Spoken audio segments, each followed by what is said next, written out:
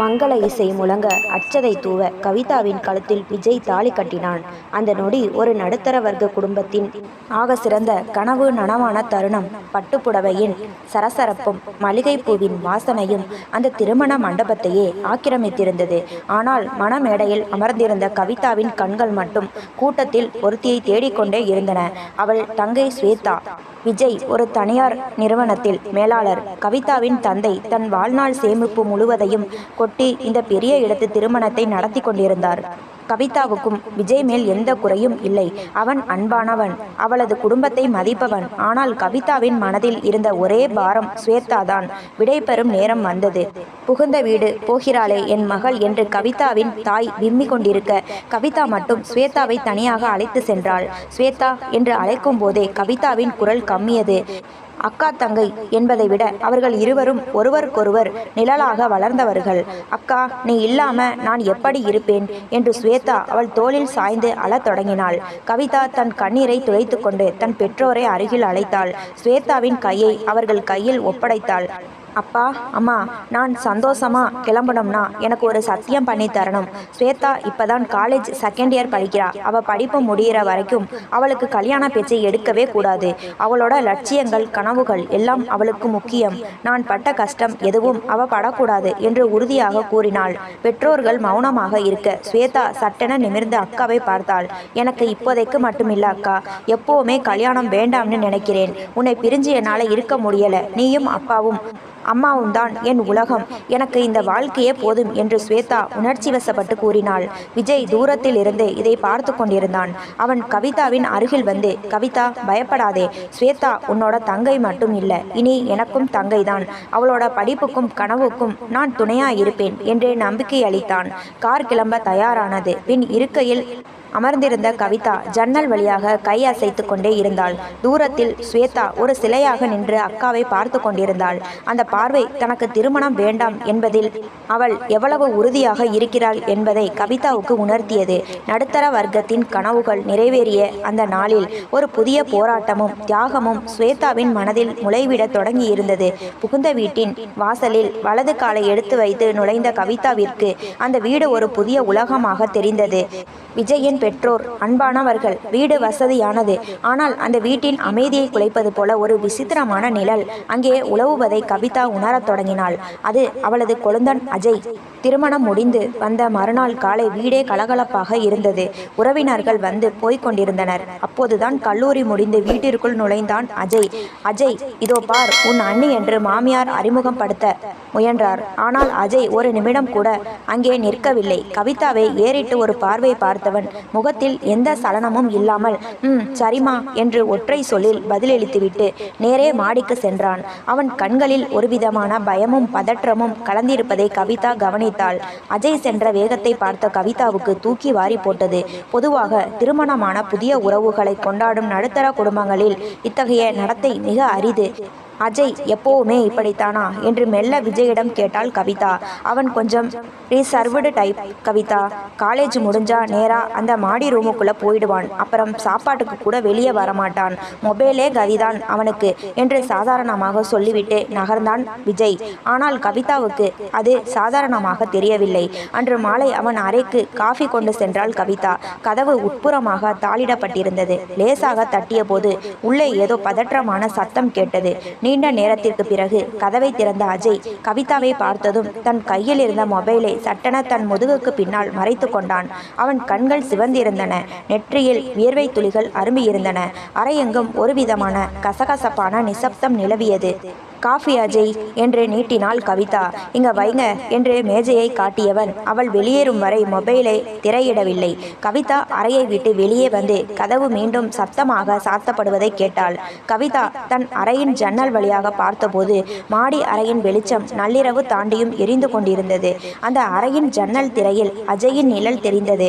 அவன் யாரிடமோ தீவிரமாக மெசேஜ் செய்து கொண்டிருப்பதும் பின் தலையில் கை வைத்து புலம்புவதும் அந்த நிழலாட்டத்தின் மூலம் கவிதாவுக்கு புரிந்தது.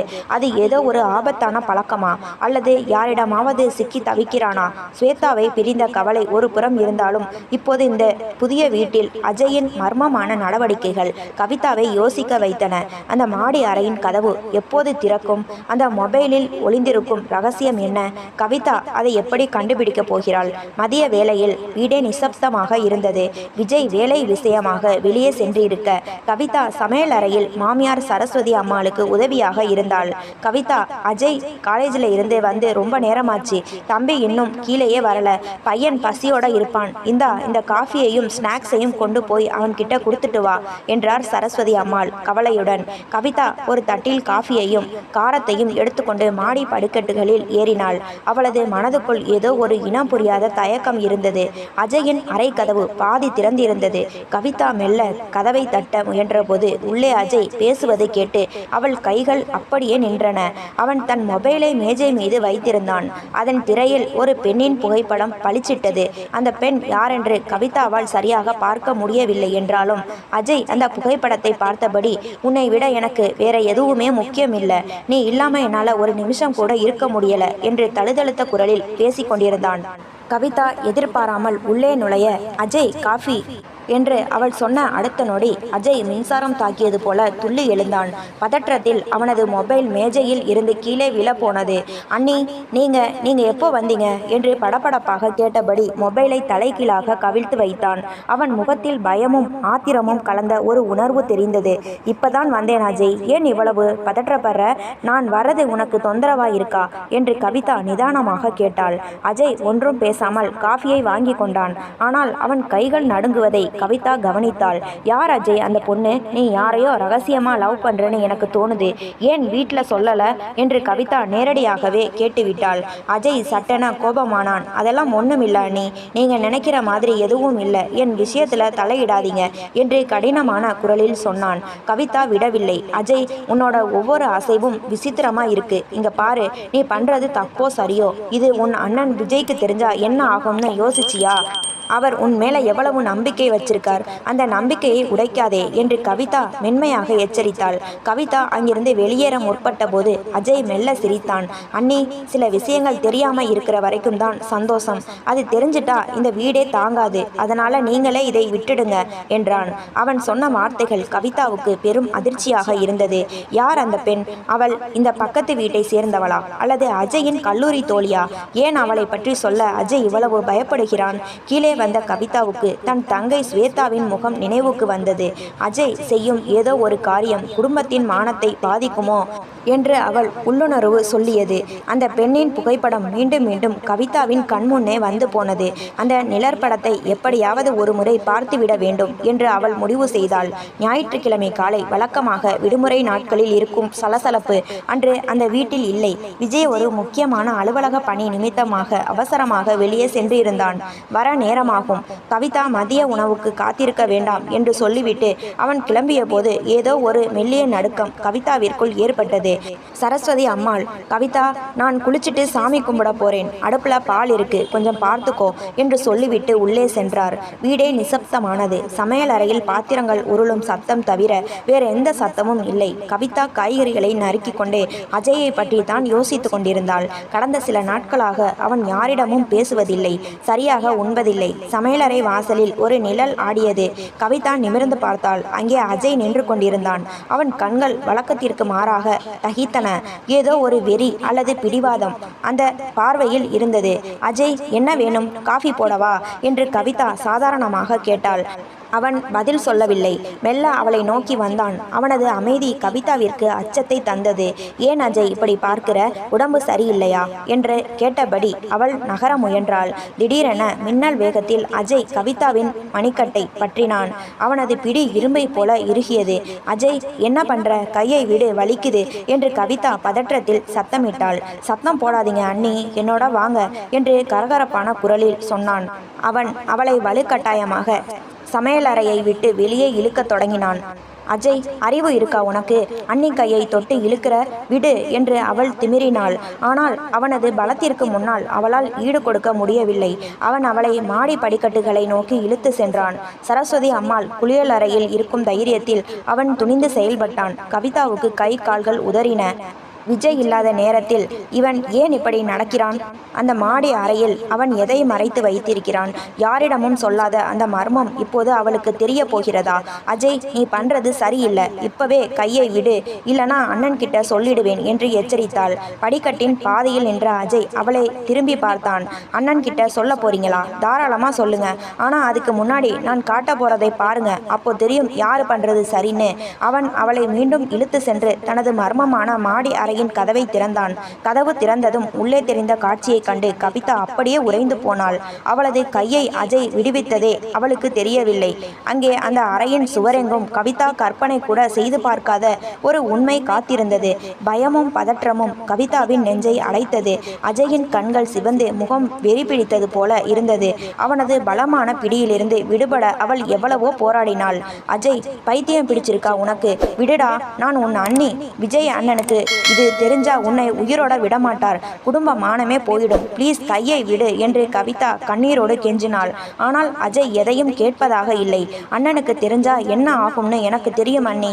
ஆனா அதுக்கு முன்னாடி நீங்க உண்மையை தெரிஞ்சுக்கணும் என்று கத்தியவன் அவளை அந்த மாடி அறைக்குள் தள்ளிவிட்டு கதவை உட்புறமாக தாளிட்டான். அந்த அறை கும்மிருட்டாக இருந்தது. ஜன்னல்கள் அனைத்தும் தடிமனான திரை சீலைகளால் மூடப்பட்டிருந்தன. ஏசியின் குளிர்ச்சி உடலை நடுங்க வைத்தது. இருட்டில் அஜய் எங்கே நிற்கிறான் என்று கூட கவிதாவுக்கு தெரியவில்லை. மூச்சுக்காற்று வேகமாக வந்து போனது. அஜய், என்ன காரியம் பண்ற? கதவை திற, எனக்கு பயமா இருக்கு என்று அவள் அலறினாள். மறுமுனை மௌனமாக இருந்தது. ஒரு சில நொடிகளுக்கு பிறகு ஒரு சிறிய கிளி சத்தம் கேட்டது. அஜய் அறையின் சுவிட்சை போட்டான். அறையில் இருந்த 0 வாட்ஸ் பல்பு மற்றும் சுவற்றில் இருந்த அலங்கார விளக்குகள் எரிய தொடங்கின. மெல்ல மெல்ல அந்த அறையின் உருவம் கவிதாவின் கண்களுக்கு தெரிந்தது. அவள் பார்த்த முதல் விஷயம் எதிரே இருந்த அந்த பெரிய சுவர் கடிகாரம். அதில் எண்கள் இருக்க வேண்டிய இடத்தில் ஒரு பெண்ணின் சிரித்த முகம் இருந்தது. கவிதா அப்படியே உறைந்து போனாள். அவளது இதயம் ஒரு நிமிடம் நின்று துடித்தது. தொடர்ந்து அவள் கண்கள் சுவரை சுற்றி வந்தன. அங்கே அஜயின் லேப்டாப் திரை ஆனாகி இருந்தது. அதன் வால்பேப்பரிலும் அதே பெண், மேஜை மீது இருந்த அவனது மொபைல் போன் திரையிலும் அதே முகம். அந்த பெண் வேறு யாருமல்ல, கவிதாவின் தங்கை ஸ்வேதா. ஸ்வேதாவின் புகைப்படங்கள் சுவரெங்கும். ஸ்வேதா கல்லூரியில் நடப்பது, தோழிகளுடன் சிரிப்பது, பேருந்துக்காக காத்திருப்பது என பல புகைப்படங்கள் ஒட்டப்பட்டிருந்தன. அவை எல்லாமே ஸ்வேதா பார்த்து எடுத்தது போல தெரியவில்லை. அனைத்தும் அவளுக்கு தெரியாமல் தூரத்தில் இருந்து கேண்டிடாக எடுக்கப்பட்டவை. கவிதா அதிர்ச்சியில் வாயடைத்து போனாள். ஸ்வேதா, என் தங்கை ஸ்வேதாவையா நீ என்று அவளால் வார்த்தைகளை முடிக்க முடியவில்லை. அஜய் இப்போது அமைதியாக அவள் முன்னால் வந்து நின்றான். அவனது கண்களில் இப்போது அந்த வெறி இல்லை, மாறாக ஒரு விதமான வேதனை இருந்தது. ஆமா அண்ணி, நான் காதலிக்கிற பொண்ணு ஸ்வேதா தான். நான் அவளை ரகசியமா பார்த்து ரசிச்சது தப்புதான். ஆனா அவளோட ஒவ்வொரு அசைவும் எனக்கு பிடிக்கும். நான் உங்க வீட்டுக்கு வந்தப்போ அவளை பார்த்த அந்த நிமிஷமே என் மனசை பறி கொடுத்துட்டேன். ஆனா அவளோ என்று நிறுத்தினான். கவிதாவுக்கு அத்தியாயம் 1 ஸ்வேதா சொன்ன வார்த்தைகள் நினைவுக்கு வந்தன. எனக்கு திருமணமே வேண்டாம். அஜய், இது எவ்வளவு பெரிய தப்பு தெரியுமா? அவ என் தங்கை, நீ என் கொழுந்தன். இது தெரிஞ்சா விஜய் என்ன நினைப்பார்? அது மட்டும் இல்லாம அவளுக்கு கல்யாணமே வேணாம்னு இருக்கா. அவளை போய் நீ என்று கவிதா படபடத்தாள். அஜய் மெல்ல தன் மொபைலை எடுத்து ஒரு மெசேஜை காட்டினான். அது ஸ்வேதாவின் எண்ணில் இருந்து வந்திருந்தது. இனிமேல் எனக்கு மெசேஜ் பண்ணாதே அஜய். நான் என் முடிவில் உறுதியா இருக்கேன். இது வீட்டுக்கு தெரிஞ்சா நல்லா இருக்காது. கவிதாவுக்கு இப்போது எல்லாம் புரிய தொடங்கியது. அஜய் மறைத்தது காதலை மட்டுமல்ல, ஒரு நிராகரிப்பையும் சேர்த்துதான். ஆனால் ஒரு அண்ணியாகவும் அக்காவாகவும் கவிதா இப்போது எந்த பக்கம் நிற்பது? அந்த இருண்ட அறையில் ஸ்வேதாவின் சிரித்த புகைப்படங்களுக்கு நடுவே கவிதா ஒரு மாபெரும் சிக்கலில் சிக்கியிருப்பதை உணர்ந்தாள். சுவற்றில் இருந்த ஸ்வேதாவின் புகைப்படங்களை பார்த்தபடி கவிதா சில நிமிடங்கள் மௌனமாக நின்றாள். அவளது தங்கை தனக்கு திருமணமே வேண்டாம் என்று சபதம் எடுத்த ஸ்வேதா இந்த அஜயிடம் போனில் பேசிக் கொண்டிருக்கிறாளா? அஜய் இப்போது தரையில் அமர்ந்து தன் முகத்தை கைகளால் மூடிக்கொண்டான். அண்ணி, உங்க கல்யாண மண்டபத்துல ஸ்வேதாவை முதலா பார்த்தப்பவே ஏதோ ஒன்று என்னை தடுத்து நிறுத்திடுச்சு. அவளோட அந்த அமைதி அமைதியும் உங்க மேல அவ வச்சிருக்கிற பாசமும் எனக்கு ரொம்ப பிடிச்சிருந்தது. அன்னைக்கு ஆரம்பிச்சதுதான் இந்த தேடல் என்றான் தயங்கிய குரலில். அஜய், அப்போ நீங்க 2 பேரும் பேசிக்கிட்டு தான் இருந்தீங்களா என்று கவிதா வியப்புடன் கேட்டாள். அஜய் தன் மொபைலை எடுத்து அவளிடம் நீட்டினான். ஆமா அண்ணி, இன்ஸ்டாகிராம் மூலமா ஆரம்பிச்சு அப்புறம் ஃபோன் நம்பர் வாங்கி பேசணும். ஆனா ஸ்வேதா ரொம்ப தெளிவா இருக்கா. அவளுக்கு கல்யாணத்துல விருப்பம் இல்லையாம். உங்களை பிரிஞ்சு அவளால இருக்க முடியாதாம். நான் எவ்வளவோ சொல்லியும் எங்க அக்கா புகுந்த வீட்டுல அவளை நல்லா பார்த்துக்கணும், நான் இடையூறா இருக்கக்கூடாதுன்னு சொல்றா. நான் அவளை காதலிக்கிறது அவளுக்கு தெரியும், ஆனா அவ பதிலே சொல்ல மாட்டேங்கிறா என்று தன் மனபாரத்தை கொட்டினான். இந்த உண்மையை அறிந்ததும் கவிதாவின் நெஞ்சில் இருந்த பாரம் சட்டென குறைந்தது. அஜய் ஏதோ தவறான பழக்கத்திற்கு அடிமையாகி இருக்கிறானோ என்ற பயம் விலகியது. அவன் ஒரு பெண்ணை தூய்மையாக காதலிக்கிறான் என்பது ஆறுதல் தந்தது. திருமணமே வேண்டாம் என்று சொன்ன தன் தங்கை அஜயின் காதலை முழுமையாக மறுக்காமல் அவனிடம் பேசிக் கொண்டிருக்கிறாள் என்பது அவளுக்கு புதிய செய்தியாக இருந்தது. அப்போ நீ அவகிட்ட பேசுறதுக்காகத்தான் இந்த ரூமுக்குள்ளேயே அடைஞ்சு கிடக்கிறியா என்று கவிதா மெல்லிய சிரிப்புடன் கேட்டாள். அஜய் தலை குனிந்தான். ஆமா அண்ணி, அவ காலேஜ் முடிச்சு வர நேரத்துக்காக காத்துக்கிட்டு இருப்பேன். அவ மெசேஜ் பண்ணாதான் என் உலகமே இயங்கும். அவளுக்கு பிடிக்காதோன்னு பயந்துதான் எல்லாரையும் விட்டு விலகி இருந்தேன் என்றான். கவிதா இப்போது அஜயின் அருகில் சென்றாள். அவனது கையை பிடித்து எழுப்பிவிட்டாள். அஜய், இவ்வளவு பெரிய விஷயத்தை என் கிட்டையே மறைச்சிருக்க வேணாம். ஸ்வேதாவை எனக்கு தெரியும். அவளுக்கு மனசுக்குள்ள உன்னை பிடிச்சிருக்கு. ஆனால் குடும்ப பொறுப்பும் பயமும் அவளை தடுக்குது. அவளை சம்மதிக்க வைக்க வேண்டியது என் பொறுப்பு என்றாள் உறுதியுடன். அஜயின் கண்களில் இப்போது ஒரு பிரகாசம் தெரிந்தது. நிஜமாவா சொல்றீங்க அண்ணி? கண்டிப்பா என் தங்கை உன் வீட்டுக்கே மருமகளா வந்தா அவளை நான் என் கண்ணு முன்னாடியே வச்சு பார்த்துப்பேன். இதை விட எனக்கு வேற என்ன சந்தோஷம் வேணும்? ஆனா ஒன்று அஜய், நீ பழையபடி எல்லார் கூடவும் இயல்பா இருக்கணும். இந்த அறைக்குள்ள முடங்கி கிடக்க கூடாது. விஜய் அண்ணனுக்கும் அம்மாவுக்கும் சந்தேகம் வராம பார்த்துக்கோ. சரியான நேரம் வரும்போது நானே பேச்சை ஆரம்பிக்கிறேன் என்று கவிதா வாக்கு கொடுத்தாள். இருண்டதாக தெரிந்த அந்த அறை இப்போது கவிதாவிற்கு பிரகாசமாக தெரிந்தது. அஜய் தன் மொபைலில் இருந்த ஸ்வேதாவின் புகைப்படத்தை ஒரு முறை பார்த்துவிட்டு திரையை அணைத்தான். கவிதா அறைக்கதவை திறந்து கீழே இறங்கினாள். அவளது மனதில் ஒரு புதிய உற்சாகம் பிறந்தது. ஸ்வேதாவிற்கு தெரியாமல் அவளுக்கு ஒரு நல்ல வாழ்க்கையை அமைத்து கொடுக்க போகிறோம் என்கிற எண்ணம் அவளை நெகிழ வைத்தது. அதே சமயம் தன் தங்கை ஸ்வேதாவிடம் இதை பற்றி எப்படி தனியாக பேசுவது என்கிற யோசனையுடனேயே அவள் சமையலறைக்கு சென்றாள். மாடி அறையில் கவிதாவும் அஜயும் பேசிக் கொண்டிருந்த அந்த நெகிழ்ச்சியான தருணம் நீண்ட நேரம் நீடிக்கவில்லை. திடீரென அறையின் வாசலில் ஒரு நிழல் விழ இருவரும் திடுக்கிட்டு திரும்பினார்கள். அங்கே சரஸ்வதி அம்மாள் நின்று கொண்டிருந்தார். முகம் முழுக்க குழப்பமும் கைகளில் இருந்த பூஜை தட்டும் நடுங்கிக் கொண்டிருந்தது. என்ன நடக்குது இங்கே? கவிதா, அஜய், நீங்க 2 பேரும் ஏன் இந்த அறைக்குள்ள இருக்கீங்க? ஏன் கதவை சாத்தி இருந்தீங்க என்று அவர் குரல் நடுங்கியது. கவிதாவுக்கு நாக்கு வறண்டது. அத்தை, அது அஜய்க்கு உடம்பு சரியில்லைன்னு சொன்னான், அதான் பார்க்க வந்தேன் என்று மழுப்பினாள். பொய் சொல்லாதே கவிதா, நான் குளிச்சுட்டு வரும்போதே பார்த்தேன். இவன் உன் கையை பிடிச்சு இழுத்துட்டு வந்தான். என்ன விஷயம்னு இப்பவே சொல்லிடுங்க என்று சரஸ்வதி அம்மாள் சத்தமிட அந்த சத்தம் வீடெங்கும் எதிரொலித்தது. அச்சமயம் வீட்டின் தலைவாசல் திறக்கும் சத்தம் கேட்டது. விஜய் உள்ளே நுழைந்தான். அவனது முகம் வழக்கத்திற்கு மாறாக கடுகடுவென இருந்தது. நேராக மாடிக்கு வந்தவன் கவிதா, அஜய் மற்றும் தன் தாயை பார்த்தான். வீட்டில் நிலவிய அந்த அசாதாரணமான அமைதியை கண்டு விஜய் யாரிடமும் எதுவும் கேட்கவில்லை. கவிதா பதற்றத்தில் தன் புடவை தலைப்பை சுருட்டி கொண்டே, விஜய், நான் சொல்றதை கொஞ்சம் கேளுங்க, நீங்க நினைக்கிற மாதிரி எதுவுமே இல்லை என்று விளக்க முற்பட்டாள். சரஸ்வதி அம்மாளும், விஜய், இவங்க 2 பேரும் ஏதோ மறைக்கிறாங்கப்பா என்று புகாரை தொடங்கினார். ஆனால் விஜய் யாரிடமும் பேசவில்லை. மெதுவாக தன் சட்டை பையிலிருந்து மொபைலை எடுத்தான். அதன் திரையை திருப்பி அவர்கள் மூவரிடமும் காட்டினான். விஜயின் மொபைலில் அந்த வீட்டின் சிசிடிவி காட்சிகள் ஓடிக்கொண்டிருந்தன. அஜய் சமையலறையில் கவிதாவின் கையை பிடித்து இழுப்பது, கவிதா திமிரிக் கொண்டு மாடிக்கு செல்வது, இருவரும் அறைக்குள் நுழைந்து கதவை சாத்துவது, அனைத்தும் துல்லியமாக பதிவாகி இருந்தது. நான் ஆபீஸ் வேலையா போனது உண்மைதான். ஆனா மொபைல்ல நோட்டிபிகேஷன் வந்தப்போ யதார்த்தமா செக் பண்ணேன். உள்ளே என்ன நடக்குதுன்னு எனக்கு தெரியும் என்று விஜய் இடி முழக்கமிட்டான். கவிதா அலறினாள். விஜய், தப்பா நினைக்காதீங்க, அஜய் அப்படிப்பட்டவன் இல்லை. அப்புறம் எதுக்காக உன்னை வலுக்கட்டாயமா இழுத்துட்டு போனான்? அஜய் உன்கிட்ட இருந்து இதை நான் எதிர்பார்க்கலடா என்று விஜய் ஆத்திரத்தில் அஜயின் சட்டையை பிடித்தான். அஜய் அழுது கொண்டே, அண்ணே, அண்ணியை தப்பா நினைக்காதீங்க, எல்லாம் என்னாலதான் என்று கத்தினான். விஜய் அந்த அறையில் இருந்த விளக்கை முழுமையாக போட்டான். அப்போதுதான் சுவர்களில் இருந்த ஸ்வேதாவின் புகைப்படங்கள் விஜயின் கண்களில் பட்டன. புகைப்படங்களை பார்த்ததும் விஜய் அப்படியே சிலையாக நின்றான். இது ஸ்வேதா இல்லையா, கவிதாவோட தங்கை என்று திகைப்புடன் கேட்டான் விஜய். கவிதா இப்போது குறுக்கிட்டாள். ஆமா விஜய், அஜய் ஸ்வேதாவை காதலிக்கிறான். அந்த விஷயத்தை சொல்லத்தான் அவன் என்னை கூட்டிட்டு வந்தான். ஸ்வேதாவுக்கு விருப்பம் இல்லைன்னு தெரிஞ்சதும் அவன் மனசு உடைஞ்சு போயிருந்தான். அவனுக்கு ஆறுதல் சொல்லத்தான் நான் இங்கே இருந்தேன். மற்றபடி வேற எந்த தப்பும் நடக்கல என்று உண்மையை உடைத்தாள். சிசிடிவி காட்சிகளை பார்த்து தவறாக புரிந்து கொண்ட விஜய் இப்போது உண்மையை உணர்ந்து தலை குனிந்தான். சரஸ்வதி அம்மாளும் அந்த புகைப்படங்களை பார்த்துவிட்டு அதிர்ச்சியில் வாயடைத்து போனாள். அந்த சிறிய அறையில் ஒரு பெரிய மர்மம் அம்பலமானது. ஆனால் இப்போது அடுத்த கேள்வி எழுந்தது. தன் அக்காவுக்காக திருமணமே வேண்டாம் என்று சொன்ன ஸ்வேதா தன் அக்காவின் கொழுந்தனை திருமணம் செய்ய சம்மதிப்பாளா?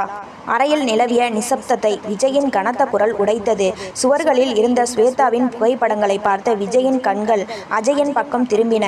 கோபமா, ஏமாற்றமா அல்லது தம்பியின் மீதான அக்கறையா என்று பிரிக்க முடியாத ஒரு உணர்வு அவன் முகத்தில் நிழலாடியது. அஜய், கீழே வா என்று சொல்லிவிட்டு விஜய் விறுவிறுவென கீழே இறங்கினான். கவிதாவும் நடுங்கும் கால்களுடன் அஜயும் அவனை தொடர்ந்தனர். வரவேற்பு அறையில் நின்ற விஜய் அஜயை ஏறிட்டு பார்த்தான். படிப்பு ஏற வேண்டிய வயசுல ஒரு பொண்ணோட போட்டோவை ரூம் முழுக்க ஒட்டி வச்சுக்கிட்டு யார்கிட்டையும் பேசாம அடைஞ்சு கிடக்கிறது தான் நீ கத்துக்கிட்ட ஒழுக்கமா?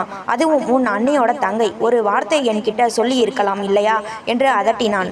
அஜய் தலை குனிய, அண்ணே தப்பு தான், ஆனா அவளை தவிர வேற யாரையும் என்னால நினைச்சு பார்க்க முடியல என்று விம்மினான். கவிதா மெல்ல விஜய் அருகில் சென்றாள். விஜய், அஜய் பண்ணினது தப்பு தான், ஆனா அவன் காதல் உண்மையானது. அவன் தப்பான வழியில போகல. தன்னோட காதலையும் ஆசையையும் இந்த 4 செவுத்துக்குள்ளேயே புதைச்சி வச்சுக்கிட்டு தவிக்கிறான். நாம அவனுக்கு துணையா நிற்கணும் என்று கணவனை அமைதிப்படுத்தினாள். சரஸ்வதி அம்மாளும், பையன் பாவம்பா, கவிதா மாதிரி ஒரு பொண்ணு நம்ம வீட்டுக்கு இன்னொரு மருமகளா வந்தா அதை விட எனக்கு என்ன வேணும் என்று தன் பங்கிற்கு ஆதரவு தெரிவித்தார். விஜய் நீண்ட பெருமூச்சு ஒன்றை விட்டான். அவன் அஜயின் அருகில் சென்று அவன் தோள்களை பற்றினான். அஜய் பயத்தில் கண்களை மூடிக்கொள்ள விஜய் அவனை அணைத்து கொண்டான். அஜய், நான் உன்னை திட்டுனது நீ காதலிச்சதுக்காக இல்ல, அதை ஒரு பலவீனமா மாத்திக்கிட்டு உன் வாழ்க்கையே நீயே அழிச்சுக்கிட்டதுக்காக தான்.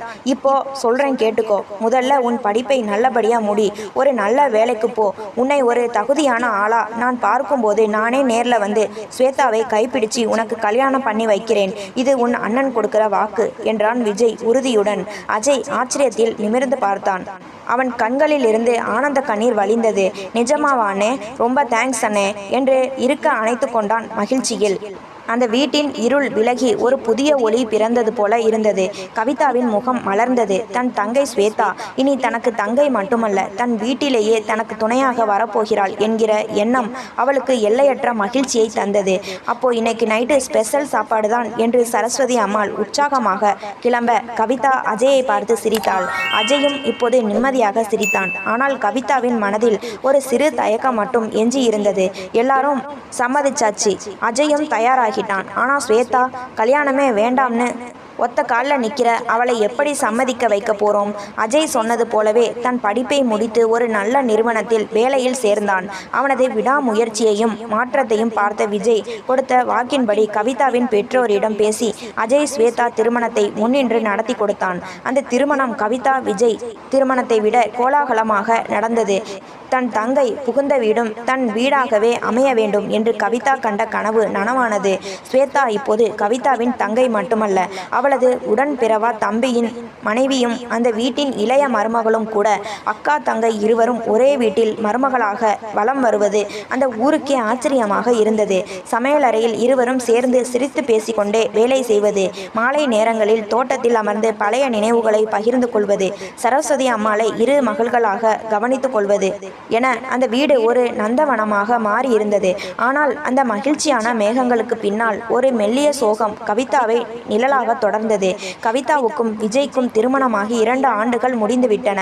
அந்த வீட்டின் வாரிசை சுமக்கும் பாக்கியம் மட்டும் கவிதாவுக்கு இன்னும் கைகூடவில்லை. ஆரம்பத்தில் இதை பெரிய விஷயமாக எடுத்துக்கொள்ளாத குடும்பத்தினர் இப்போது மெல்ல மெல்ல முணுமுணுக்க தொடங்கினர். விசேஷங்களுக்கு செல்லும் இடமெல்லாம் என்னம்மா விசேஷம் ஏதும் இல்லையா என்கின்ற கேள்விகள் கவிதாவின் இதயத்தை கூர்வாளாக துளைத்தன. ஒரு நாள் இரவு நிலவொளியில் மொட்டை மாடியில் அமர்ந்திருந்த கவிதாவின் அருகில் வந்தாள் ஸ்வேதா. அக்காவின் முகம் வாடியிருப்பதை அவள் கண்கள் கண்கள் கண்டு கொண்டன.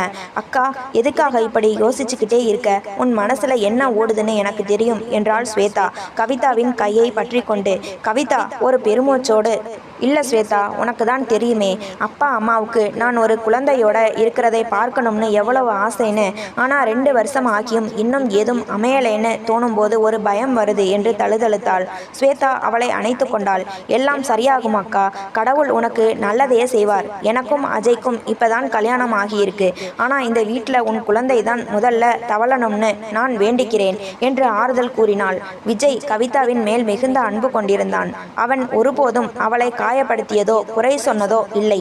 நமக்குன்னு ஒரு காலம் வரும் கவிதா, அதுவரை நாம சந்தோஷமா இருப்போம் என்று அவன் அவளுக்கு தைரியம் கூறினான். ஆனால் விதி ஒரு விசித்திரமான விளையாட்டை விளையாட திட்டமிட்டிருந்தது. கவிதா தன் குழந்தைக்காக காத்திருக்க அந்த வீட்டில் ஒரு புதிய செய்தி வந்து சேர்ந்தது. அந்த செய்தி கவிதாவின் வாழ்வில் சந்தோஷத்தை கொண்டு வரப்போகிறதா அல்லது அவளது மன போராட்டத்தை இன்னும் அதிகமாக்கப் போகிறதா? காலம் கவிதாவுக்கு பொறுமையை சோதித்த அதே வேளையில் ஸ்வேதாவிற்கு ஒரு இனிய செய்தியை தந்தது.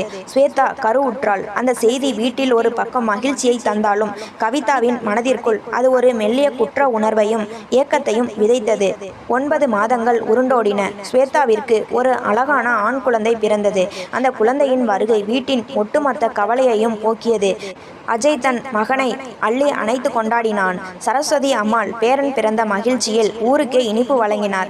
ஆனால் எல்லாரையும் விட அந்த குழந்தையின் மீது அதிக பாசம் காட்டியது கவிதா தான். தன் தங்கை பெற்ற பிள்ளை என்ற எண்ணமே அவளுக்கு இல்லை.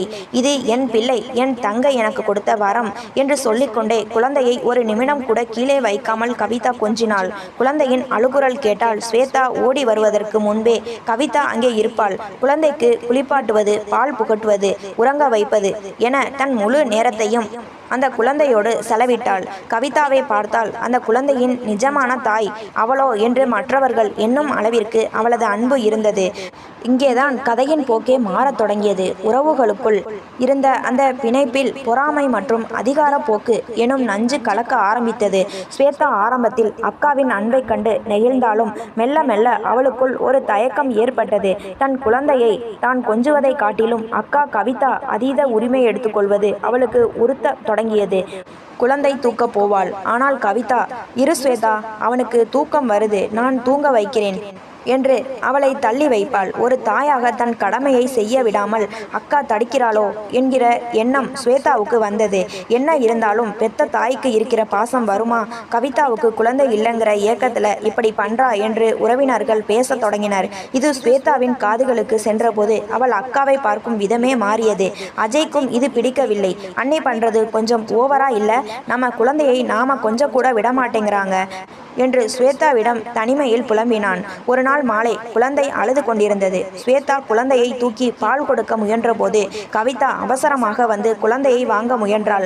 அக்கா விடுங்க, அவனுக்கு பசிக்குது, நான் பார்த்துக்கிறேன் என்று ஸ்வேதா கொஞ்சம் கடுகடுப்பாக சொன்னாள். கவிதா அதிர்ச்சியுடன் நின்றாள். இல்ல ஸ்வேதா, நீ இப்பதான் துணி துவச்சிட்டு வந்திருக்க, கை வலிக்கும்னு தான் நான் என்று சொல்ல வந்தாள். பரவாயில்லை அக்கா, என் குழந்தையை நான் கவனிச்சுக்க எனக்கு தெரியும், நீங்க போய் உங்க வேலையை பாருங்க என்று ஸ்வேதா சொன்ன வார்த்தைகள் கவிதாவின் இதயத்தில் இரத்தம் கசிவது போல் இருந்தது. கவிதா மௌனமாக தன் அறைக்கு சென்றாள். 2 வருடங்களாக தனக்கு குழந்தை இல்லை என்கிற அந்த இருண்ட உண்மை இப்போது அவளை தனிமையில் பயமுறுத்தியது. அதே சமயம் ஸ்வேதாவின் கண்கள் இப்போது அக்காவின் மீது அன்பை பொழியவில்லை, மாறாக ஒரு விதமான வெறுப்பையும் தற்காப்புணர்வையும் காட்டத் தொடங்கின. தங்கைக்காக தன் வாழ்வையே அர்ப்பணித்த கவிதாவுக்கு அதே தங்கையிடம் இருந்து கிடைத்த இந்த சிறு விலகல் ஒரு பெரிய புயலின் அறிகுறியாக தெரிந்தது. வீட்டின் சுவர்களில் எதிரொலித்த மழலை சத்தம் இப்போது ஒரு விதமான இறுக்கத்திற்கு நடுவே தான் கேட்டுக்கொண்டிருந்தது. கவிதாவுக்கும் ஸ்வேதாவுக்கும் இடையே இருந்த அந்த அக்கா தங்கை என்கிற பிணைப்பை விட பெரிய மருமகள் இளைய மருமகள் என்கிற அதிகார போட்டி மெல்ல தலை தூக்கியது. தாய்மை ஒரு பெண்ணுக்கு மென்மையை தரும் என்பார்கள். ஆனால் ஸ்வேதாவிற்கு அது ஒரு விதமான தற்காப்புணர்வையும் பிடிவாதத்தையுமே தந்தது. தன் பிள்ளை மீது அக்கா காட்டும் அளவு கடந்த பாசத்தை ஸ்வேதா இப்போது அன்பாக பார்க்கவில்லை, அதை தன் உரிமையில் தலையிடும் ஆதிக்கமாக பார்த்தாள். அன்று காலை குழந்தை கட்டிலில் விளையாடி கொண்டிருந்த போது கவிதா அவனுக்கு புது சட்டை போட்டு அழகு பார்த்து கொண்டிருந்தாள். அக்கா, அந்த சட்டை அவனுக்கு பிடிக்காது, கலட்டுங்க, நான் வேற சட்டை எடுத்து வச்சிருக்கேன் என்று குரலில் அதிகாரத்தோடு வந்தாள் ஸ்வேதா. இல்ல ஸ்வேதா, இந்த கலர் அவனுக்கு நல்லா இருக்குமேனு தான் என்று கவிதா இழுக்க, நான் சொன்னா கேளுங்க அக்கா, குழந்தைக்கு எது பிடிக்கும்னு பெத்த எனக்கு தான் தெரியும் என்று ஸ்வேதா சட்டையை பிடுங்காத குறையாக வாங்கினாள். கவிதாவின் கண்கள் கலங்கின. தான் எங்கே தவறு செய்கிறோம் என்று அவளுக்கு புரியவில்லை. ஆனால் ஸ்வேதாவின் மனதில் ஓடியது வேறொன்று. தன் மகன் கவிதாவின் கையில் இருக்கும்போது சிரிப்பதும் அவளையே தேடுவதும் ஸ்வேதாவிற்கு பொறாமையை தந்தது. தன் பிள்ளையை அக்கா தன் வசப்படுத்தி விடுவாளோ என்கிற தேவையற்ற பயம் அவளை ஆட்கொண்டது. அன்று மாலை வீடே அமைதியாக இருந்த நேரத்தில் அந்த வெடி வெடித்தது. குழந்தை அழுது கொண்டிருக்க கவிதா அவசரமாக வந்து தூக்க போனாள். அக்கா விடுங்கன்னு சொல்றேன்ல, ஏன் அடிக்கடி அவன் விஷயத்துல தலையிடுறீங்க என்று ஸ்வேதா கத்தினாள். ஸ்வேதா, அவன் அலறானேன்னு தான் ஓடி வந்தேன். ஏன் இப்படி எகிறுற என்று கவிதா திகைப்புடன் கேட்டாள். ஸ்வேதா ஆத்திரத்தில் தன் நிதானத்தை இழந்தாள். இங்க பாருங்க அக்கா, உங்களுக்கு குழந்தை இல்லைங்கிறதுக்காக என் பிள்ளையை நீங்க சொந்தம் கொண்டாடாதீங்க. உங்களுக்கு அந்த ஏக்கம் இருந்தா அதுக்கு நான் என்ன பண்ண முடியும்? என் பிள்ளையை உங்க பிள்ளையா நினைக்கிறதை முதல்ல நிறுத்துங்க. அவன் எனக்கு மட்டும்தான் மகன். இந்த வார்த்தைகள் கவிதாவின் காதுகளில் விழுந்தபோது உலகம் ஒரு நிமிடம் சுழல்வது நிற்பது போல இருந்தது. தன் தங்கை ஸ்வேதாவா இப்படி பேசுகிறாள்? அவளுக்காக தன் வாழ்க்கையே பணயம் வைத்து அவள் படிப்பு முடியும் வரை காத்திருந்து அவளை தன் வீட்டிற்கே மருமகளாக கொண்டு வந்தவள் கவிதா. ஸ்வேதா, என்ன வார்த்தை சொல்லிட்ட? நான் அவனை உன் பிள்ளையா மட்டும்தான் பார்த்தேன் என்று கவிதா தேம்பி அழுதாள். போதும் அக்கா, உங்க பாச நாடகம் எல்லாம் போதும். இனிமே என் அறைக்குள்ள வராதிங்க, என் குழந்தையை தொடவும் செய்யாதீங்க என்று சொல்லிவிட்டு ஸ்வேதா கதவை படாரென சாத்தினாள். வெளியே நின்றிருந்த கவிதாவுக்கு தான் அனாதையாகி விட்டது போன்ற உணர்வு ஏற்பட்டது. 2 வருடங்களாக தான் சுமந்த மலடி என்கிற முத்திரை இன்று தன் தங்கை மூலமாகவே அவளுக்கு சூட்டப்பட்டது. அவளை நிலைகுலைய வைத்தது. புகுந்த வீட்டில் தனக்கு இருந்த ஒரே பிடிமானம் ஸ்வேதா தான். இப்போது அந்த பிடிமானமே அருந்து போக கவிதா அந்த பெரிய வீட்டில் முற்றிலும் தனித்து விடப்பட்டாள். உறவுகளின் கோலம் எவ்வளவு சீக்கிரம் மாறுகிறது என்பதை நினைத்து அவளது இதயம் இரத்த கண்ணீர் வடித்தது. வீட்டின் சுவர்களில் எதிரொலித்த மழலை சத்தம் இப்போது ஒரு விதமான இறுக்கத்திற்கு நடுவே தான் கேட்டுக்கொண்டிருந்தது. கவிதாவுக்கும் ஸ்வேதாவுக்கும் இடையே இருந்த அந்த அக்கா தங்கை என்கிற பிணைப்பை விட பெரிய மருமகள் இளைய மருமகள் என்கிற அதிகார போட்டி மெல்ல தலை தூக்கியது. தாய்மை ஒரு பெண்ணுக்கு மென்மையை தரும் என்பார்கள். ஆனால் ஸ்வேதாவிற்கு அது ஒரு விதமான தற்காப்புணர்வையும் பிடிவாதத்தையுமே தந்தது. தன் பிள்ளை மீது அக்கா காட்டும் அளவு கடந்த பாசத்தை ஸ்வேதா இப்போது அன்பாக பார்க்கவில்லை. அதை தன் உரிமையின் தலையிடும் ஆதிக்கமாக பார்த்தாள். ஸ்வேதாவின் அறை கதவு சாத்தப்பட்ட சத்தம் அந்த வீட்டின் அமைதியை மட்டுமல்ல, கவிதாவின் இதயத்தையும் சுக்குநூறாக உடைத்தது.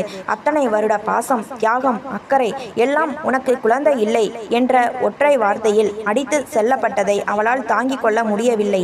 கவிதா தன் அறைக்கு செல்லவில்லை. அங்கேயே அந்த மூடிய கதவின் முன்னால் தளர்ந்து அமர்ந்தாள். அவளது கண்கள் அந்த வீட்டின் மூளை முடுக்கையெல்லாம் பார்த்தன. அஜயின் மர்மத்தை உடைத்து அவனது காதலை விஜயிடம் புரிய வைத்தது. ஸ்வேதா படிப்பு முடியும் வரை அவளுக்கு திருமண பேச்சே வராமல் தடுத்தது. தங்கை தன் அருகிலேயே இருக்க வேண்டும் என்பதற்காக போராடி அவளை இதே வீட்டிற்கு மருமகளாக கொண்டு வந்தது. ஒவ்வொரு நினைவும் இப்போது அவளை பார்த்து எள்ளி நகையாடுவது போல இருந்தது. யாரோவாக மாறிய தங்கை இரவு விஜய் வீட்டிற்கு வந்தபோது வீட்டின் சூழல் மாறி இருப்பதை உணர்ந்தான். கவிதா இருண்ட அறையில் அழுது கொண்டிருப்பதை பார்த்து பதறி போனான். கவிதா, என்னாச்சு? ஏன் இப்படி இருக்க என்று அவன் அருகில் அமர கவிதா அவன் மார்பில் சாய்ந்து கதறி அழுதாள். விஜய், ஸ்வேதா என்னை என்ன சொன்னா தெரியுமா? அவ பிள்ளையை நான் தொடக்கூடாதாம். எனக்கு குழந்தை இல்லைங்கிறதுனால நான் அவளை சொந்தம் கொண்டாடுறனாம். உனக்காகத்தானே ஸ்வேதா இந்த பாதை போட்டேன். நீ கஷ்டப்படக்கூடாதுன்னு தானே ஒவ்வொரு அடியையும் நான் எடுத்து வச்சேன். இன்னைக்கு என்னையே ஒரு அந்நியமாக்கி விட்டாளே என்று விம்மி விம்மி அழுதாள். விஜய் ஆத்திரமடைந்தான். அவ எப்படி உன்கிட்ட இப்படி பேசலாம்? நான் இப்பவே போய் கேட்கிறேன் என்று எழ முயன்றான். ஆனால் கவிதா அவன் கையை பற்றி கொண்டாள். வேண்டாம் விஜய், போனா இன்னும் சண்டை தான் அதிகமாகும். அவ கண்ணுல இப்ப அக்கா தெரியல, ஒரு குழந்தையோட அம்மா தான் தெரிகிறா. அவளுக்கு தன் உரிமை தான் முக்கியமா போச்சு என்று தடுத்தாள். அடுத்த சில நாட்கள் அந்த வீட்டில் ஒரு மயான அமைதி நிலவியது. கவிதா சமையலறைக்கு சென்றாள். ஸ்வேதா அங்கிருந்து விலகி சென்றாள். அஜயும் தன் மனைவியின் பேச்சை மீற முடியாமல் கவிதாவை பார்த்தால் தலை குனிந்து கடந்து போனான். குழந்தையின் சிரிப்பு சத்தம் கேட்கும் போதெல்லாம் கவிதாவின் கைகள் தானாக அந்த திசை நோக்கி நீளும். ஆனால் அடுத்த நொடி ஸ்வேதாவின் சுடும் வார்த்தைகள் நினைவுக்கு வந்து அவளை கட்டி போடும். சாப்பாட்டு மேஜையில் யாருடனும் பேசாமல் மௌனமாக உண்பது, ஸ்வேதா குழந்தையுடன் வரும்போது தன்னைத்தானே அறைக்குள் பூட்டிக் கொள்வது, மறு வீடு போல தன் பிறந்த வீட்டிற்கு செல்ல கூட துணிவில்லாமல் தவிப்பது, தன் இரத்தமே தனக்கு எதிராக திரும்புவதுதான் உலகத்தின் ஆக பெரிய வலி என்பதை கவிதா ஒவ்வொரு நொடியும் அனுபவித்தாள். கவிதாவுக்காக பரிந்து பேச வந்த சரஸ்வதி அம்மாளையும் ஸ்வேதா மதிக்கவில்லை. பாசத்தால் கட்டப்பட்ட அந்த மாளிகை இப்போது ஈகோ மற்றும் வெறுப்பு என்ற விரிசல்களால் மெல்ல மெல்ல சரிந்து கொண்டிருந்தது. கவிதாவின் உள்ளம் உடைந்த அந்த தருணம். அந்த வீட்டின் சுவர்களில் ஒரு காலத்தில் வழிந்தோடிய பாசம் இப்போது காணல் நீராகி போனது. கவிதா ஒரு உயிருள்ள பிணமாக அந்த வீட்டில் உலவிக் கொண்டிருந்தாள். தான் ஆசையாக பார்த்து பார்த்து செதுக்கிய குடும்பம் இன்று அவளையே அந்நியமாக பார்ப்பதை அவளால் ஜீரணிக்க முடியவில்லை. கவிதாவின் மனவேதனையைக் கண்டு விஜய் துடித்து போனான். ஒரு நாள் நள்ளிரவில் அழுது கண்கள் வீங்கி இருந்த கவிதாவின் கரங்களை பற்றி கொண்டான். கவிதா, போதும், அழுது உன்னை நீயே அழிச்சுக்காத. குழந்தை இல்லைங்கிறது ஒரு குறையே இல்லை. இந்த உலகம் என்ன வேணா சொல்லட்டும், உன் தங்கை என்ன வேணா பேசட்டும், நமக்குன்னு ஒரு குழந்தை வேணும்னா நாம் ஒரு குழந்தையை தத்தெடுத்துக்கலாம். அனாதையா இருக்கிற ஒரு உயிருக்கு நாம் அம்மாவாகவும் அப்பாவாகவும் இருப்போம். அதுக்கு பிறகு பார், இந்த வீடே உன்னை தேடி வரும் என்று உருக்கமாக ஆறுதல் கூறினான். விஜயின் அந்த வார்த்தைகள் கவிதாவுக்கு ஒரு சிறு மருந்தாக அமைந்தன. எல்லாரும் கைவிட்டாலும் தன் கணவன் தன் பக்கம் நிற்கிறான் என்கிற தைரியம் அவளுக்கு பிறந்தது. ஆனால் அந்த நிம்மதி நீடிக்க ஸ்வேதா விடவில்லை. தாய்மை தந்த கர்வமும் தன் கணவன் அஜய் தன் பேச்சை கேட்கிறான் என்கிற தைரியமும் ஸ்வேதாவை ஒரு அதிகார மையமாக மாற்றியது. மெல்ல மெல்ல வீட்டின் சாவி கொத்து அவள் கைக்கு மாறியது. சரஸ்வதி அம்மாளுக்கு வயது முதிர்ந்த நிலையில் ஸ்வேதா வீட்டின் முழு அதிகாரத்தையும் கையில் எடுத்தாள். இப்போது கவிதா அந்த வீட்டில் ஒரு அக்காவாகவோ அல்லது பெரிய மருமகளாகவோ மதிக்கப்படவில்லை. அவளை ஒரு சம்பளம் இல்லாத வேலைக்காரி போல நடத்த தொடங்கினாள் ஸ்வேதா. அக்கா, குழந்தைக்கு தூக்கம் வருது, நீங்க போய் சீக்கிரம் துணி துவைச்சிட்டு வந்து சமையலை பாருங்க என்று வேலைகளை ஏவினாள். அனைவரும் அமர்ந்து சாப்பிடும்போது கவிதாவை கூப்பிடாமல், நீங்க அப்புறம் சாப்பிடுங்க அக்கா, இன்னும் பாத்திரம் தேய்க்க வேண்டி இருக்கு என்று அவமானப்படுத்தினாள். ஒரு காலத்தில் அக்கா அக்கா என்று பின்னாடியே சுற்றியவள் இன்று ஏங்க இங்க பாருங்க என்று ஒரு வேலைக்காரியை அழைப்பது போல் அழைக்கத் தொடங்கினாள். கவிதா எதையும் எதிர்த்து பேசவில்லை. தனக்காக பாதை போட்ட அக்காவை இப்படி நடத்துகிறாயே என்று அஜய் கேட்க முயன்ற போதெல்லாம், உங்க அன்னிக்கு குழந்தை இல்லைங்கிற பாவம்தான் அவங்களை இப்படி வேலை செய்ய வைக்குது, விடுங்க என்று ஸ்வேதா நஞ்சை கக்கினாள். ஒரு நாள் கவிதா தரையை துடைத்து கொண்டிருந்த போது ஸ்வேதா தன் குழந்தையை தூக்கி கொண்டு அங்கே வந்தாள். வேண்டுமென்றே கவிதா துடைத்த ஈரத்தரையில் நடந்து அழுக்காக்கினாள். பார்த்து பண்ணுங்க அக்கா, சரியாவே துடைக்க மாட்டேங்கிறீங்க, படிச்சவன்னு சொல்றீங்க, ஆனா ஒரு வேளை ஒழுங்கா வரல என்று ஏளனம் செய்தாள். கவிதா நிமிர்ந்து பார்த்தாள். அவளது கண்களில் கோபம் இல்லை, மாறாக ஒரு விதமான வெறுமை இருந்தது. ஸ்வேதா, உனக்கு திருமணம் வேண்டாம்னு சொன்னப்போ உனக்காக பெற்றோர்கிட்ட வாதாடின இதே கவிதா தான் இன்னைக்கு உன் கண்ணுக்கு வேலைக்காரியா தெரிகிறேன். இதுதான் காலத்தின் தீர்ப்பு போல என்று மெல்லிய குரலில் சொல்லிவிட்டு தன் வேலையை தொடர்ந்தாள். அந்த பெரிய மாளிகையில் அதிகாரத்தின் காலடியில் அன்பு நசுக்கப்பட்டு கொண்டிருந்தது. கவிதாவின் பொறுமைக்கும் ஒரு எல்லை உண்டு என்பதை அந்த வீடு உணரும் நாள் வெகு தொலைவில் இல்லை. வாழ்க்கை என்பது ஒரு வட்டம் என்பார்கள். அநீதி இழைக்கப்படும் போது மௌனமாக இருப்பவர்களுக்கு காலம் ஒரு முறை தகுந்த பதிலடி கொடுக்கும். கவிதாவின் வாழ்வில் அந்த பொன்னான நாள் தேடி வந்தது. வழக்கம் போல ஸ்வேதா ஏவிய வேலைகளை செய்து கொண்டிருந்த கவிதா மதிய உணவிற்காக காய்கறிகளை நறுக்கி கொண்டிருந்தாள். திடீரென அவளுக்கு தலை சுற்றுவது போல இருந்தது. கண்கள் இருள கையில் இருந்த கத்தி நழுவி தரையில் விழுந்தது. அடுத்த நொடி ஒரு பலமான சத்தத்துடன் கவிதா சமையலறை தரையிலேயே சுருண்டு விழுந்து மயங்கினாள். சத்தம் கேட்டு ஓடி வந்த சரஸ்வதி அம்மாள் அலறினார். ஸ்வேதா தன் குழந்தையை தூக்கி கொண்டு பதற்றத்துடன் ஓடி வந்தாள். அக்கா அக்கா என்று ஸ்வேதா தட்டி பார்த்தும் கவிதாவிடம் அசைவில்லை. அஜய் அவசரமாக விஜய்க்கு போன் செய்துவிட்டு கவிதாவை மருத்துவமனைக்கு அழைத்து சென்றனர். மருத்துவமனையில் பரிசோதனைகள் முடிந்த பிறகு மருத்துவர் புன்னகையோடு வெளியே வந்தார். விஜயின் கையை பற்றி கொண்டு, வாழ்த்துக்கள் விஜய், உங்க மனைவி 3 மாதம் கருவுற்று இருக்காங்க. உடம்புல சத்து ரொம்ப குறைவா இருக்கு, அதுதான் மயக்கத்துக்கு காரணம். இனிமேல் அவங்களை ரொம்ப பத்திரமா பார்த்துக்கணும் என்றார். அந்த வார்த்தைகள் அங்கிருந்த அனைவரையும் உறைய வைத்தன. விஜய் கண்களில் ஆனந்த கண்ணீர் வழிய அப்படியே சுவற்றில் சாய்ந்து நின்றான். 2 வருட ஏக்கம் ஒரு நொடியில் மறைந்தது. அஜய் தன் அன்னையின் நிலையை நினைத்து மகிழ்ச்சியில் துள்ளினான். ஸ்வேதா, அவளுக்கு மட்டும் அந்த செய்தி தலையில் பலமாக இடி விழுந்தது போல இருந்தது. கடந்த சில மாதங்களாக தான் அக்காவை எப்படியெல்லாம் நடத்தினோம் என்கிற நினைவுகள் அவளை குத்தி கிழித்தன. கவிதா கண் விழித்த போது அவள் அருகில் விஜய் அமர்ந்திருந்தான். மெல்ல உண்மையை சொன்னதும் கவிதாவின் கண்களிலிருந்து வழியும் கண்ணீர் அவளது தலையணையை நனைத்தது. அதுவரை தான் பட்ட அவமானங்கள், சுமந்த வலிகள் அனைத்தும் அந்த கணத்தில் கரைந்து போனது போல உணர்ந்தாள். சற்று நேரத்தில் ஸ்வேதா மெல்ல அறைக்குள் நுழைந்தாள். கவிதாவின் முகத்தை பார்க்க கூட அவளுக்கு துணிவில்லை. கவிதாவின் காலடியில் மண்டியிட்டு அமர்ந்த ஸ்வேதா அவளது கைகளை பற்றி கொண்டு கதறி அழுதாள். அக்கா, என்னை மன்னிச்சிடுங்க அக்கா. என் பிள்ளையை நீங்க தொட்டதுக்கே நான் உங்களை வேலைக்காரி மாதிரி நடத்தினேன். ஆனா உங்களுக்குள்ள ஒரு உயிர் வளரது கூட தெரியாம நான் உங்களுக்கு அவ்வளவு வேலை கொடுத்திருக்கேன். நான் ஒரு பாவி அக்கா, என்னை மன்னிச்சிடுங்க என்று விம்மினாள். கவிதா எதுவும் பேசவில்லை. மெல்ல எழுந்து அமர்ந்து ஸ்வேதாவின் கண்ணீரை துடைத்து அவளை அணைத்து கொண்டாள். ஸ்வேதா, நீ என் தங்கை. ஒரு தாய் தன் பிள்ளை மேல இருக்கிற உரிமையில தான் நீ பேசுன. அதை நான் எப்போவோ மறந்துட்டேன். இப்ப பாரு, உனக்கு ஒரு தம்பி அல்லது தங்கை வரப்போறாங்க. இனிமே இந்த வீடு பழையபடி சந்தோஷமா இருக்கும் என்றாள் பெருந்தன்மையோடு. அந்த அறையில் இருந்த கசப்புகள் அனைத்தும் விலகின. ஸ்வேதா இப்போது அக்காவின் கையை பிடித்து கொண்டு, இனிமேல் நீங்க ஒரு வேலையும் செய்யக்கூடாது அக்கா. உங்களுக்கும் வரப்போற பாப்பாவுக்கும் நான் தான் பணிவிடை செய்வேன் என்று உறுதியளித்தாள். காலம் கவிதாவுக்கு இழந்த மரியாதையை மீண்டும் தந்தது. ஸ்வேதாவின் கர்வத்தை அடக்கி அவளுக்கு பாசத்தின் அருமையை புரிய வைத்தது. அந்த மருத்துவமனை அறையில் ஒரு புதிய உறவு பிணைப்பு மலரத் தொடங்கியது. கவிதாவின் பொறுமைக்கு கிடைத்த மாபெரும் வெற்றி இது. மாதங்கள் ஓடின. அந்த வீடு இப்போது திருவிழா கோலம் பூண்டிருந்தது. கவிதாவின் வளைகாப்பு வைபவம் மிகவும் விமரிசையாக நடந்தது. அன்று அக்காவுக்கு முன்னின்று அனைத்து சீர்வரிசைகளையும் செய்தது ஸ்வேதா தான். அக்காவின் காலடியில் அமர்ந்து அவள் பாதங்களுக்கு மெட்டி அணிவித்த போது ஸ்வேதாவின் கண்களில் தெரிந்த அந்த பிராயச்சித்த கண்ணீர் பழைய கசப்புகள் அனைத்தையும் துடைத்து எரிந்திருந்தது. 10வது மாதம் ஒரு அதிகாலை வேளையில் கவிதாவுக்கு அழகான பெண் குழந்தை பிறந்தது. மருத்துவமனையில் அந்த குழந்தையை முதல் ஆளாக கையில் ஏந்திய விஜய், கவிதா, நமக்கு மகாலட்சுமியே பிறந்திருக்கா என்று உணர்ச்சி பெருக்கில் சொன்னான்.